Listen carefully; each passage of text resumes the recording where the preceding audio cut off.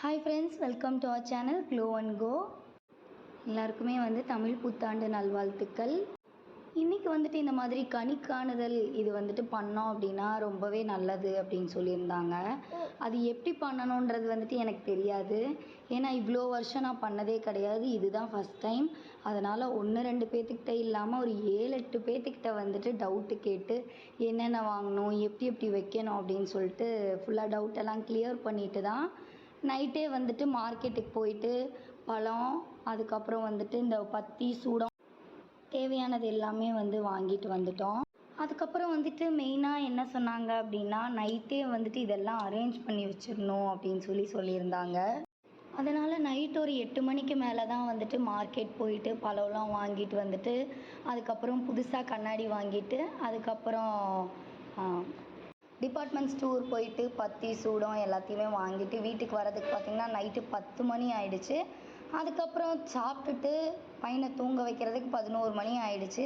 அதுக்கப்புறம் தான் வீடு ஃபுல்லாக மாப் போட்டு தொடச்சிட்டு குளிச்சுட்டு சாமி ரூமில் இது எல்லாத்தையுமே அரேஞ்ச் பண்ணி வச்சுட்டேன். நான் தூங்குறப்பவே டைம் பார்த்திங்கன்னா 1 மணிக்கு பக்கமாக ஆயிடுச்சு. ஆனால் அலாரம் 3:50க்கு வச்சுருந்தேன்.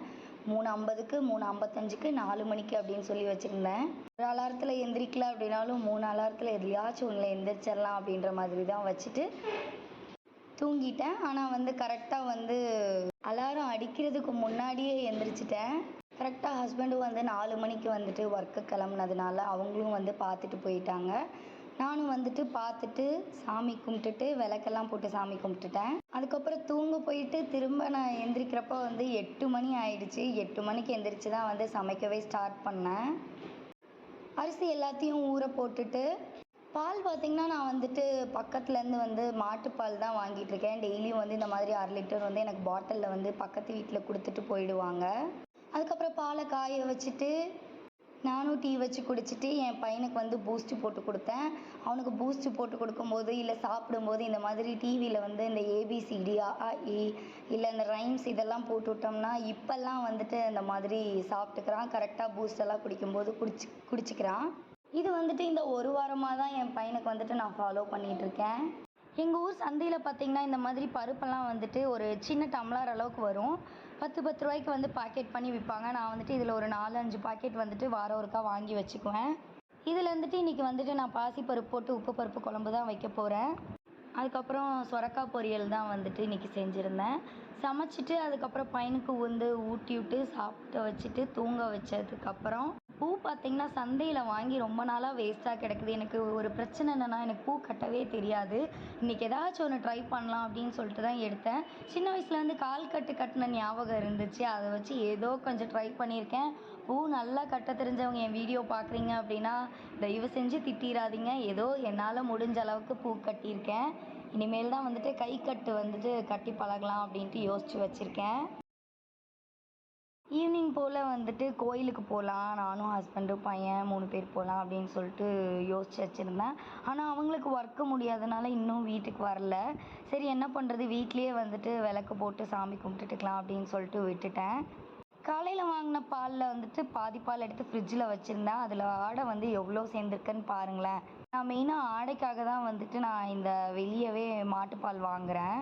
எவ்வளோ கெட்டியாக அப்படியே எவ்வளோ திக்காக இருக்குதுன்னு பாருங்கள். நான் ஒரு 4 நாளாக ஆடை எடுத்து வச்சுருக்கேன். இது இந்த டப்பாவில் வச்சுருக்கேன் பாருங்கள். எவ்வளோ சேர்ந்துருக்கு இந்த 4 நாள், இந்த இன்னையோட தான் 4 நாள். இந்த 4 நாள்லேயே எவ்வளோ சேர்ந்துருக்கு அப்படின்றத நீங்களே பாருங்கள். அப்புறம் பால் காய்ச்சிட்டு என் பையனுக்கு பூஸ்ட்டு போட்டு கொடுத்துட்டு நான் தலை சீவலாம் அப்படின்னு சொல்லிட்டு, ஏன்னா அந்த பூ வைக்கணும் இல்லையா, பூ வைக்கிற அன்னைக்கு மட்டும்தான் நான் ஜடையே போடுவேன். இந்த பூ வைக்கிற அன்னைக்கு, இந்த ஜடை போடுற அன்னைக்கு மட்டும்தான் நான் ஒரு பெண்ணாகவே உணர்றேன் அப்படின்ற மாதிரி இருக்கும். ஜடை போட்டதுக்கப்புறம் என் கூந்தல் இப்படி தான் இருக்குது. எப்படி இருக்குது அப்படின்னு சொல்லிட்டு எனக்கு கமெண்ட்டில் சொல்லுங்கள்.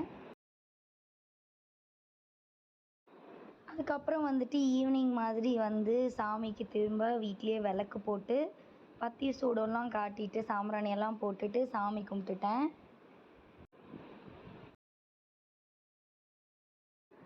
சாமி கும்பிட்டு முடித்ததுக்கப்புறம் டீ போட்டு வெளியே போய் நின்று அப்படியே நிம்மதியாக டீ குடித்தாச்சு. இன்றைக்கி வந்துட்டு கோயிலுக்கு போக முடியல அப்படின்றது மட்டும்தான் கொஞ்சம் வருத்தமாக இருந்துச்சு. மற்றபடி இன்றைக்கி நாள் வந்துட்டு எனக்கு சூப்பராக போச்சு.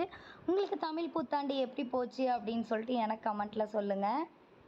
உங்களுக்கு என்னோடய வீடியோ பிடிச்சிருந்துச்சி அப்படின்னா லைக் பண்ணுங்கள், ஷேர் பண்ணுங்கள், கமெண்ட் பண்ணுங்கள், முக்கியமாக சப்ஸ்கிரைப் பண்ணுங்கள். இதே மாதிரி அடுத்த ஒரு சூப்பரான வீடியோவில் நான் உங்களை பார்க்குறேன். பாய்.